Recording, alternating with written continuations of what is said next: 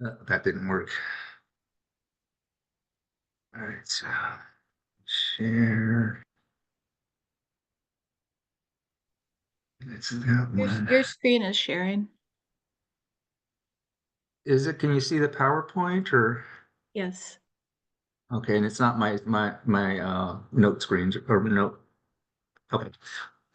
All right. I don't know why it usually highlights the screen that's being shared, and it's not doing that for me right now. Um, Let me just sure I'm.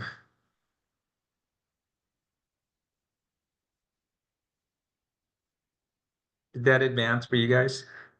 All right.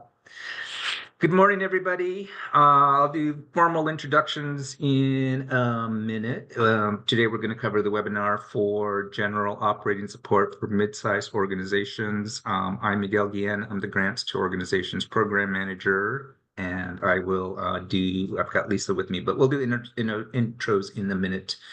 I'm going to advance the screen. So we do have a ton of info.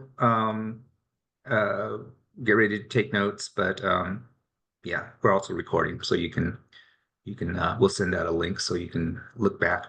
Do mute your microphones if you can, so that we don't have a lot of interference in the background. In case you have noise going on, it doesn't come through. Access, there are captions available to you. The instructions are there on the screen. You can do it through Zoom. You just look for that little closed captions icon and get that stuff going. I'll give you a second to read those instructions.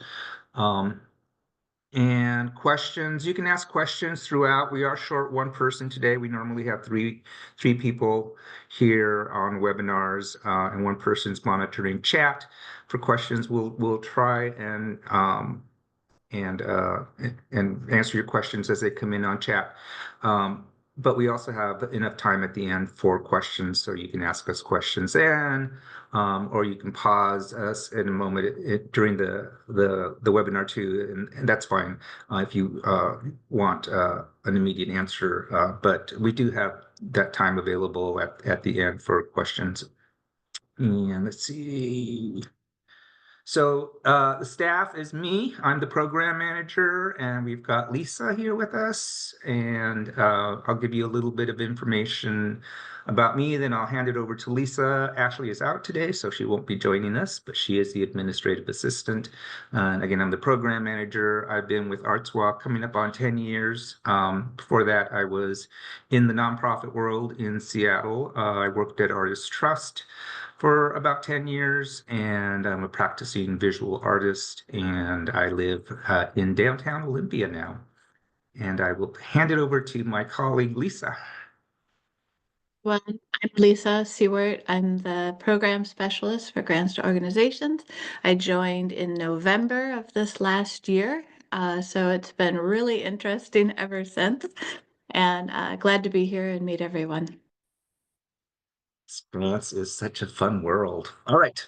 So today's agenda grounding will tell you what grants to organizations is, grant overview, the purpose of the grant, eligibility, timeline, frequently asked questions, evaluation criteria. We are evaluating grants a little bit differently this year, and I'll cover that when we get to that point, and then give you some quick tips on grant writing, kind of standard stuff for grant webinars. But we'll go over some of that basic information. A lot of the information is going to come through as we go through the application. So we'll do that submittable application walkthrough, and then again questions as they arise, hopefully, but definitely at the end we'll make sure to provide enough time for you to ask us questions. So grants to organizations, what do? We give grants. We have three primary areas: art service organization, which is grants to organizations that focus primarily on professional development. And that's an organization like, if anybody that's familiar with Artist Trust knows that that's their primary focus, is to provide professional development to individual artists and other arts professionals in Washington State. That's primarily what that grant is for. Art service organization. We do project support that opens up in April, and then we have some categories in general operating support. So, uh, our priorities in grants to organizations are cultural equity. We aim to expand as much as we can the creative economy through our small grants to organizations. And then in general, excuse me, for the state of Washington, our overall goal is to support arts participation. And for mid-sized organizations, again, this is an operating support grant. It's a 2-year grant.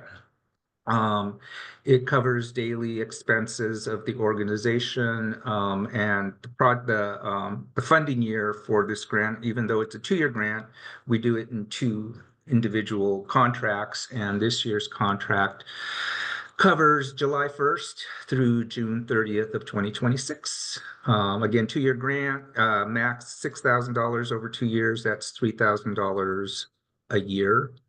And we do want to emphasize organizations that focus on the work of communities not fully or authentically represented in their region, especially those that focus on communities impacted by historical and structural inequity, are strongly encouraged to apply. Eligibility for the mid-sized operating support grant have a mission that centers arts, culture, and/or heritage, publicly accessible programming, minimum of 3 years of programming history, be based in Washington State, annual operating budgets between 100K and 350K, be a 501c3 or fiscally sponsored by one. Organizations that operate as affiliates of national organizations must be part of a group exemption. Sorry.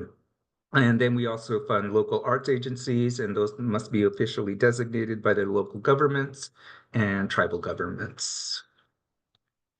Not eligible. We don't fund individuals at ArtsWA.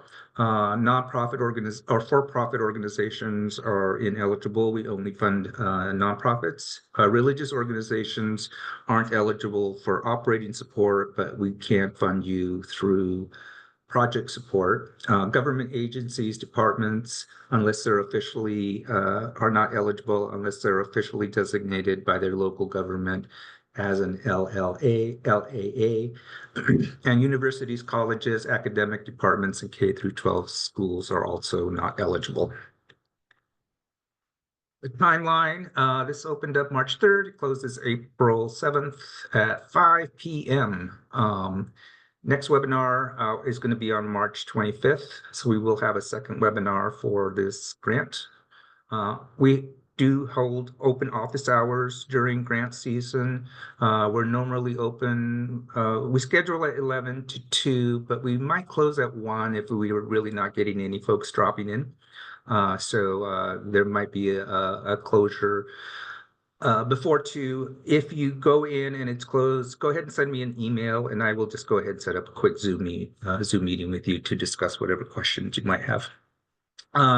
Notification of application results. We're looking at the last week of May. We've given ourselves a really long time this time because of the type of review that we're doing this year. I mean, it's a little bit different, so we want to make sure. More than likely, you'll hear from us before then, but we have in the guidelines given us officially a longer timeline to send out notices this year. And required to apply, we need your IRS letter of determination, your UEI number. I'm pretty sure you're all familiar with UEI numbers by now, but those are required for this grant. These are federal grants. The NEA money that we use are federal grants. And we need an SWV, an EIN, and a UBI. So all kinds of numbers are required for our grants. So this gives you a little bit of time to go out and grab those. Some of these you can apply even if you don't have them. Just tell us you're applying. But numbers like SWV, et cetera, we need those in order to pay you because the statewide vendor number is what we use at the Office of Financial Management to cut your checks and stuff like that. So that needs to be in place should you get a grant. We do have an accessibility coordinator on staff. She can help you with accessibility questions. We do like to promote her to let you know that we do put a focus on accessibility. Do know that she can't help you with structural things and general information about like getting grants and stuff like that. Her primary purpose is to say, answer questions you might have about the status of your accessibility. In other words, we do this thing, is that considered accessibility? And she will give you some information and general questions like that about accessibility for disabled folks, etc. And some frequently asked questions: can organizations apply to multiple Artois grants? You can't apply to multiple within one program. For instance, grants to organizations is a program, and you can apply for one grant there, but you can't apply for a grant in grants to organizations and additionally apply for a grant in arts and education. It's a different program, and then additionally apply in our wellness, arts, and military, et cetera. So as long as it's a different program, you can apply, but not within any specific program. So after your application is submitted, we vet them. We give them one pass over to make sure everybody's eligible, to make sure that we have everything that we need. If after closure we find something on your application that needs adjustment, we will reach out to you and chat with you about what we need. So we're sending out notifications right now after the program that just closed, which was emerging and small organizations, letting folks know that, their budget doesn't look right or stuff like that. So we're in touch with you after you apply. And then at this point, what we're doing with applications is we're not going to have panels this year. We're doing priorities-based funding.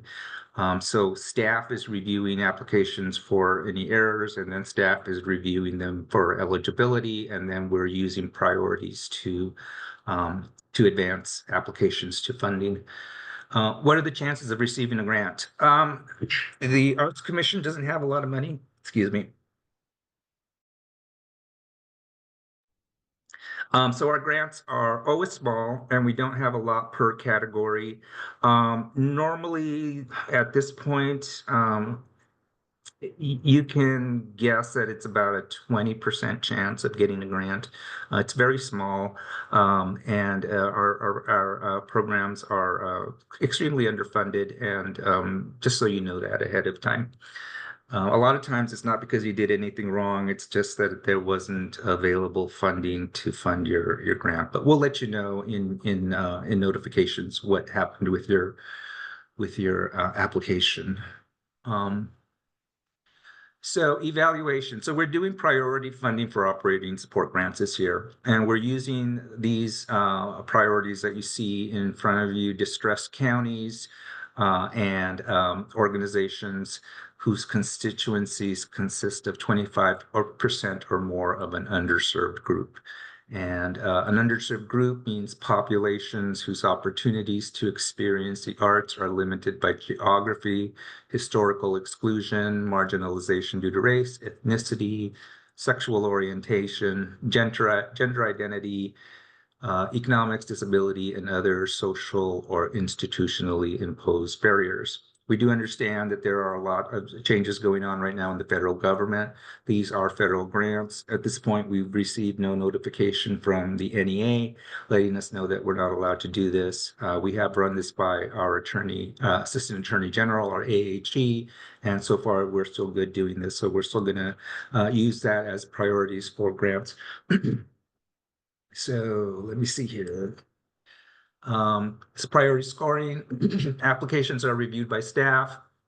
And once we have put that list together, it goes to our Board of Commissioners for approval. Because these grants are under $5,000, our executive director, I'm sorry, it goes to the commissioners for ratification. The approval happens in-house through our executive director, who reviews who reviews our list, asks any questions that she has, gives us final approval, and the cutoff point for that amount of money that she's able to approve is $5,000. And as you saw, our grants are $3,000, so she can approve those. After that, we get the documents together and we go to the commissioners who ratify her approval. And let's see here. So some tips for application, and this is just general grant writing information. We don't have a lot of spaces for narrative in these applications because they're based primarily on numbers and priorities. So it's a little bit it's a little bit different than it has been in the past years. You're not going to be writing a lot of narrative, but there are some sections, and I'll point them out when we go over the application, where narrative is asked for. But we do encourage you to avoid aspirational answers. A lot of times folks pack as much as they can into a response, and in an application that can sometimes be confusing because a narrative doesn't actually align with the other, because the narrative might not actually align with other information in the application, such as a budget that doesn't really cover the amount of things that an organization is saying it wants to do, and that kind of stuff. So we do encourage grant writers always to be as succinct if it's possible, and then review their applications to make sure that all the other things in the application are lining up with what they say they're going to do. It's just a matter of keeping the application nice and clean. Be specific. Let us know exactly what you do when you're doing it and that kind of stuff. Again, it's just a matter of keeping all the information in the application relevant to the other information that you are giving. Be concise is just more of the same. So work samples are playing a different role this year. Consider that the application is really one big audit tool for us. And because we're going on priorities, we want to make sure everything matches up. Work samples this year, we're asking that as much as possible, you stay within the guidelines. We're asking for 5 work samples total. And those 5 work samples can be like 2 links to a page on your website, or a link to a page on your website, a link to a video, and then maybe 3 images. However you add those up or supply that information, they should add up to 5. And a common question we get is, this doesn't mean one PDF with like 10 images on it or something like that. That is not one work sample, it's actually multiple work samples. What we really want to see is you as an organization in action, providing services, providing a workshop, doing an exhibition, people enjoying the art. We want to see in these applications reflected what you say you do in your narrative, the small narrative portions and other things, so that the whole thing adds up together really nicely. You say you do these things, here's the budget that reflects that, and then here's you actually doing those things. The least effective types of work samples that we can get are posters for events and things like that. If you do intend to provide a poster, make sure that that poster has researchable information on it, like where it happened, when it happened, and those kinds of things, so that we can match that stuff up. So that's generally my comment on work samples, but they are playing an important role this year. And if you do get a note from one of our staff saying, something about your work samples, and normally you don't get that, it's because this year we want to make sure we're expecting, again, I'm not sure if I said this already, but given the change in administration and the unknowns from the National Endowment for the Arts, we are preparing ourselves and applicants for potentially a high audit year. And we want to make sure that applications and everything matches up really nicely, so that you don't have any struggles and we don't have any struggles in funding you should we, and positive. This year will be an audit year for the arts, and we want to make sure that your applications are clean and that everything looks as well as you can. So we are doing a lot of preview of applications, trying to find anything that might cause concern for an auditor, so that we straighten that stuff out and we're all prepared for that potential. And then numbers.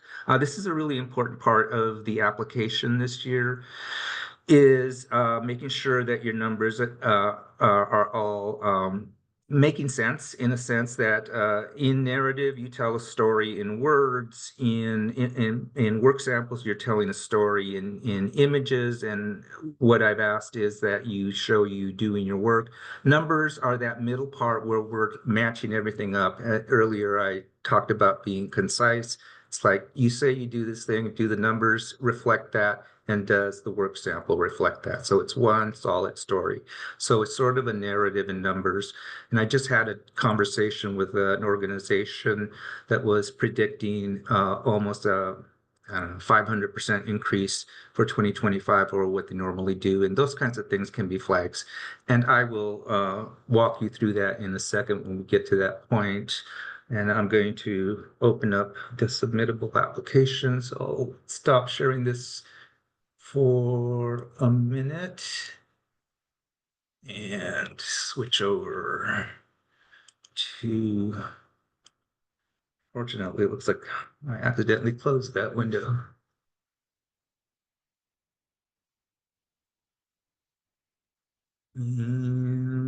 Just 1 second here. Document in the chat, and that answers a lot of questions for you about using Submittable. It's a PDF in case you're not familiar with it or if you run into problems. All right, so, all right, can you see that? All right, so this is the application for the mid-sized operating support grant. So it starts out with the basic stuff, your applicant legal name, and that's not you as the applicant person who's applying. This is your organization name. So the applicant is actually your organization. A lot of times we get folks' names in there, and really what we want is your organization name. And then any DBAs that you might do business under. Your mission statement plays a really important role in vetting applications. As you saw probably mentioned in our guidelines, we're looking for organizations that have arts heritage or culture or something like that in their mission statement. We want mission statements that aren't created for the application, but that actually live in your materials. And that's why we ask for a link to your website mission statement or other public facing. I'm sorry, I'm having a throat thing today. Your legal status. So these are the types of organizations that I mentioned earlier that we fund. You select the type of organization that you are. Each of these will open up. We do this skip logic thing, and they will open up different sections of the application. This year, we're asking right away for your documents if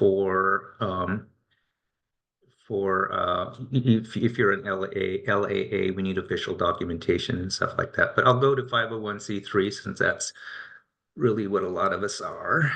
So we ask for your numbers that I mentioned earlier, your EIN, your UEI, your WV, your UBI. And then we're also collecting information this year on legislative districts. We really need that and want that information this year, and we'll probably be asking for this information consistently going forward. It's going to help with our fundraising so that we can provide healthier grants for you, and it's going to help our advocacy tools. Transparency, we ask if you have any folks in your organization that are affiliated with ArtSWA. We like to make sure we know that.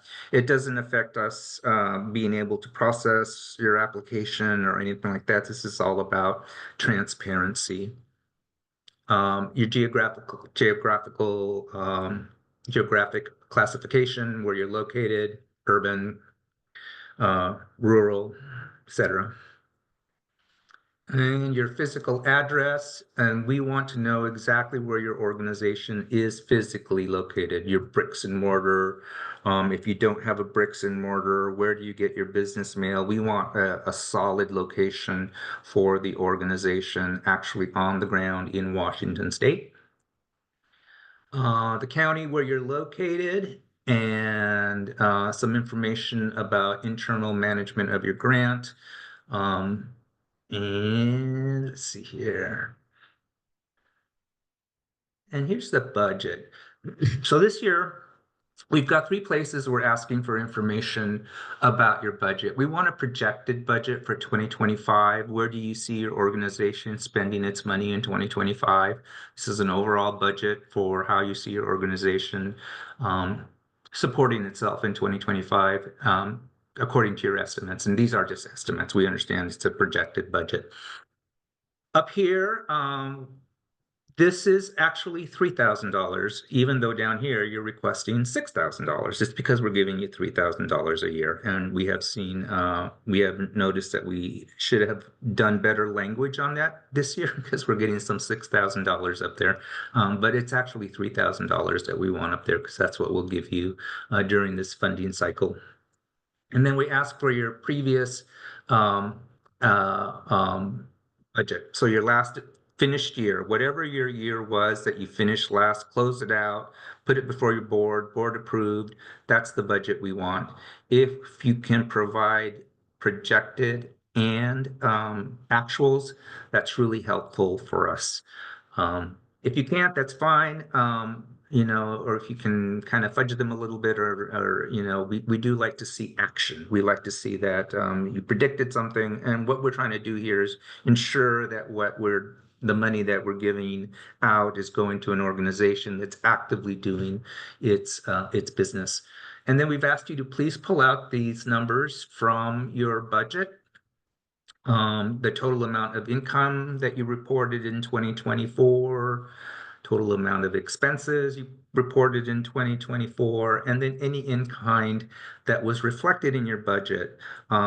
I understand that a lot of organizations really haven't kind of gotten into that habit of reflecting how much they spend in kind, how much volunteers cost them and things like that. It's really important that organizations track that information because it is an expense and it is not a clear, full picture if an organization isn't really tracking that information because you're not really tracking what it costs you to do what you do. So we appreciate that number. However, if it wasn't tracked in your budget for 2024, then we shouldn't see a number here. That will give us a budget that is actually out of balance because it doesn't line up because there's nothing in your budget that reflects this expense or this information on in-kind. Again, because we are doing reviews a little bit differently this year, we're trying to collect as much information that we can about sort of a vetting process of the organizations we're funding. So we're asking just very briefly, an estimate of where you think you're going to get funds for 2025. Again, trying to just show activity and then what your fundraising goal. Again, we understand we want millions of dollars, but we're not always going to get them. So a number that really sort of puts us in the zone that you're shooting for something, and this is how this information up here is how you're going to try and get there is really all we want. And we will ask if you are ADA compliant, and that's a requirement. And then we're asking you where you deliver programs and services. Earlier, when I mentioned where you're physically located, a lot of times that's also where organizations are providing services. But a lot of times those are places organizations are sited one place but provide services in other areas, and there's a temptation to say that you are in all those areas. But really, what we're trying to do is get your physical location and then by extension, where you additionally provide services.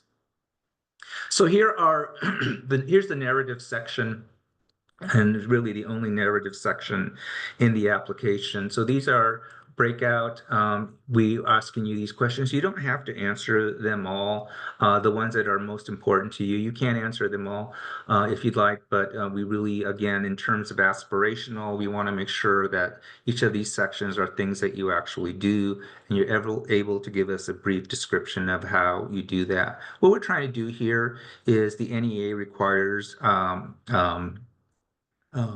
artistic merit. And the answers here provide us with some acknowledgement that there's an artistic merit having been reflected in the application. We enjoy reading what you do. Of course, we're very interested in what you do. What we're doing here is collecting that data in a way that responds to the NEA's requirement for artistic merit. And down here, we are asking you your primary artistic discipline. So an odd thing has happened at Artois, another odd thing, but we are switching over to a CRM. We're going with Salesforce. And some of the questions that have been hardwired into the Salesforce data collection platform are also the same. What they used for that were NEA questions. So, and they're hardwired in, so they have to be required. We understand that asking you for your primary discipline and then allowing you to select multiple is kind of weird. But we had no choice on that. We had to leave that in there. So you'll notice if you filled out an NEA final report in the past that these numbers and the way these are broken up are completely aligned with the NEA. We would like to do it differently here at Artois so that we did have exactly what your primary discipline is and other disciplines, but we couldn't do that this year. So we understand that that's a little bit weird there, but we do want to know as an organization, what is your primary discipline? Are you a dance organization? Or, is this where you put your focus? If you split that focus, go ahead and select two or three. If you select them all, it's hard for us to believe that you actually have the resources or are putting the resources equally into each one of those disciplines because there's a lot of disciplines. If you do that, great. But it does, again, in terms of the application being consistent, it starts to sort of could start to go off kilter a little bit because the work samples probably won't match up with every single discipline and that kind of thing. So we're trying to create as clean applications as we can this year, again, anticipating the potential for audits for you and for us. Community served, again, these are the ones here we want to know really if you have not really so much guessed, but know that your organization serves at least 25% of the constituents you serve, of the customers you serve, are of this group. And let's see here. And then work samples. We have places for file uploads and places for links and things like that. Again, we want five work samples. And then that's it, you're done. And I will close this up and go back to my PowerPoint. Let's see here. Oh my goodness. Why is this so crazy? There we go.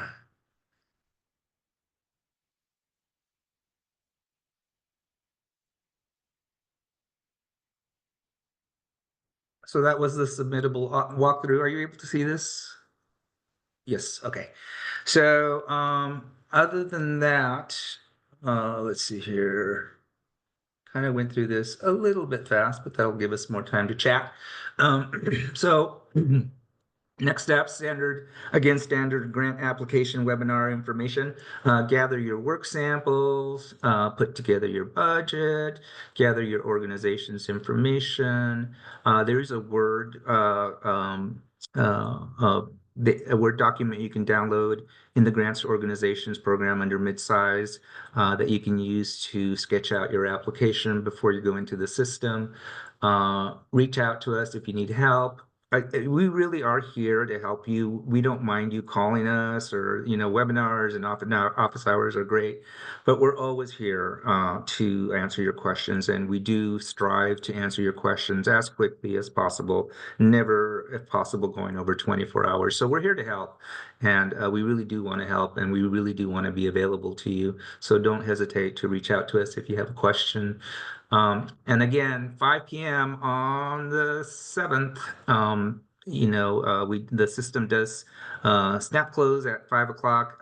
We don't make any exceptions on deadline.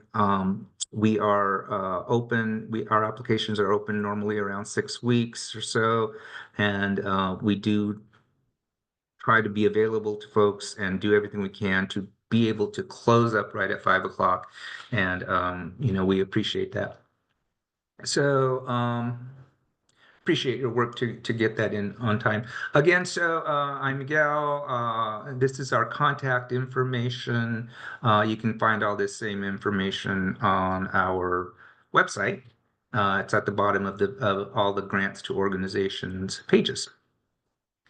And I'm going to stop sharing because that's the end of the presentation. And I'm going to open it up. We have lots of room, it looks like, for questions. So, um, I have a couple of questions in the chat that I'll read to you right now, just so we can address those first. mhm.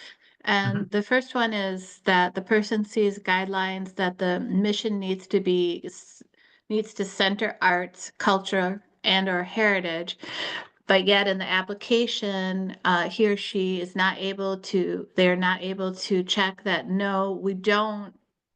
And then the next questions asks if we center arts and culture in the project, which they do. And the question is, are you able to clarify that projects that center this are eligible and that it's not required to be stated in the mission statement? No, this is a general operating support grant, not a project support grant. Yeah. So we are funding organizations and what they do as opposed to a project that an organization does. So we have project support where we do fund organizations whose mission statement isn't necessarily arts, heritage, and culture. For instance, that's where we fund a lot of social service agencies that have programs and projects that are using the arts for promotion of whatever it is that they do or community building and such. There is also a distinction between program and project. So a program within an organization, for instance, a social service organization that runs a program that regularly incorporates the arts, isn't eligible really at all because we can't fund, in order to fund the program, we have to fund the organization through operating support, and we can only fund organizations according to the National Endowment for the Arts that have arts, heritage, or culture in the mission statement. So our grants are completely funded by the NEA, so we have to abide by those rules. So a program is different than a project, and overall, general operating support is distinct from project support. Okay, I also put a link in the chat about the different grants that we offer. And project support grants opens in April. Um, so the next question is, they ask, our town uses PO boxes, and while we are working on restoring a building, there is no organizational physical address. So what we ask that you do then is we need to ground the organization somewhere, right? So what we ask that you do is maybe use your executive director's address or something like that. We need to ground you in the area that we're funding. And if you want to talk about that a little bit more, we can discuss how that might happen. But given again this year, we're being very particular this year, and I do apologize for that, but it's hopefully for the best for you and for us about where it is that these funds are going. So we do need to ground the organization somewhere. And again, we can talk about how that might work for your organization. question.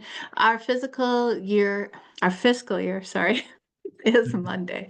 Our fiscal year is 6/1 to 5/31 each year. How can we use those past and projected budgets, or do we need to ask our business manager to provide budgets aligned with calendar years? No, so whenever you finish your last year, we want your last operating year. I know one of the things that I looked at in the application that we probably could have done a little bit differently is the 2024 year.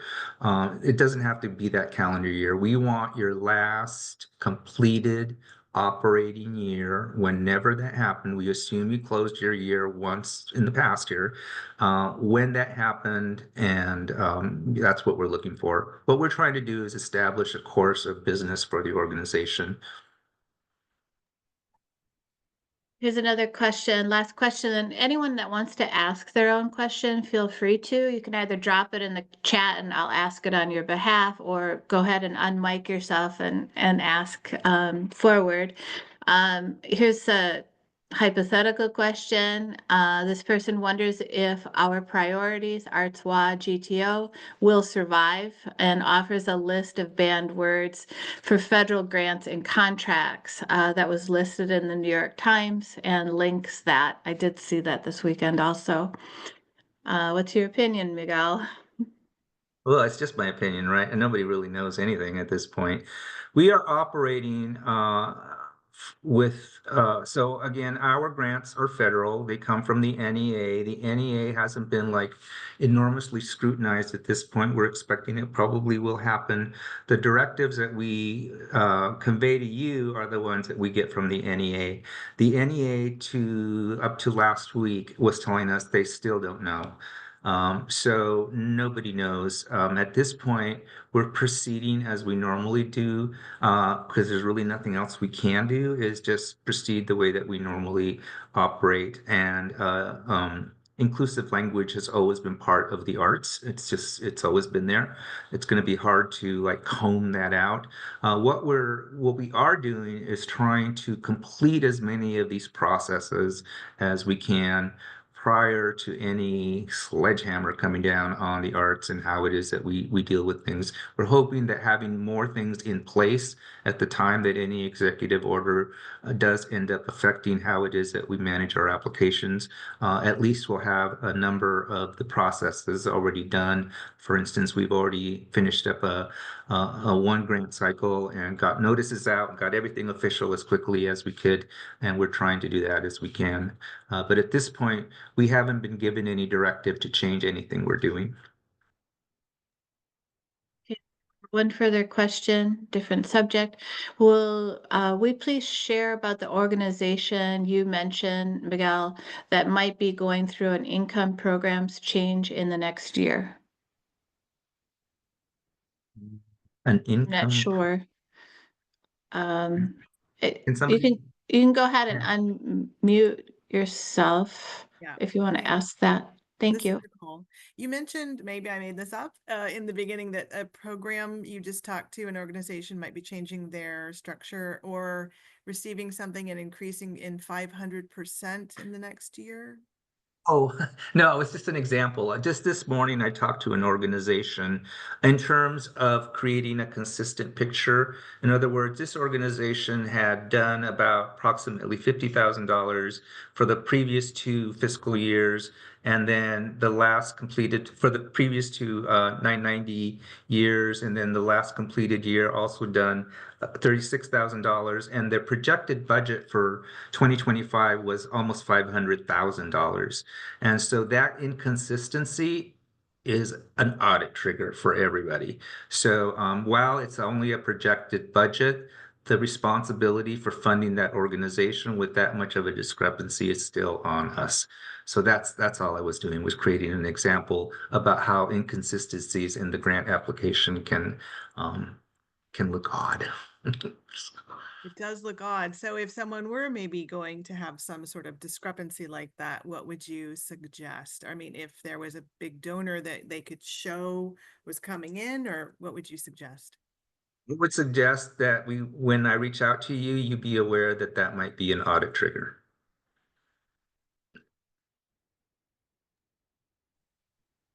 A question from Linda Belt.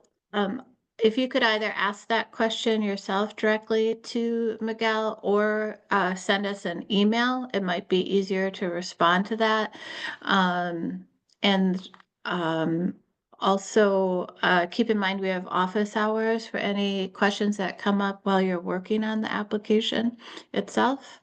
But if anyone else wants to go ahead and ask, please do. I do have another question as we went through the application. I always get stuck on discipline, who we serve, because we're a statewide organization and provide grants across Washington, but it's limited to the demographic and whoever is picked by Artist Trust panels. So how do I manage that? Yeah. So SOLA, right? Yeah, Yeah. So and SOLA's not visual art. It's it multiple is. disciplines. Oh, you know what? I'm confusing two questions. I apologize. The disciplines question is one that I have, but the where we serve. So where we serve, there's two questions I conflated. Sorry. So So SOLA is I think primarily visual arts, and then where you're located is yeah, one thing we're looking for. So where yeah, are you physically anchored? okay, If you're a PO box, then what I would suggest you do, especially this year, is give us an address for one of your board members or your board president or your executive director, or something like that, so that we have an actual anchor for you. And then you're statewide, so you select the counties where you work. So I guess what we could do is add a response that is statewide. Um, but I don't think that's in there at this point. So you would select the counties where, what I would recommend you do this year is where you have a history of serving folks. Start with that and then go aspirational after that. And if you go full 39 counties, all right. I would love that. Okay, now back to the visual arts question that I put in there. So if we just select visual arts, and then do I need to select photography or clay underneath that, or is it just the one visual arts? Yeah, I don't even remember how it's written in there. It's just do your best there. Yes. That question got really messed up and what happened was the CRM came after the application and and it didn't line up. So, so do the best you can there. All right. Thank you. Thank you so much. I'm going to Any go other ahead questions? and stop the recording, everyone, but please continue to ask your questions.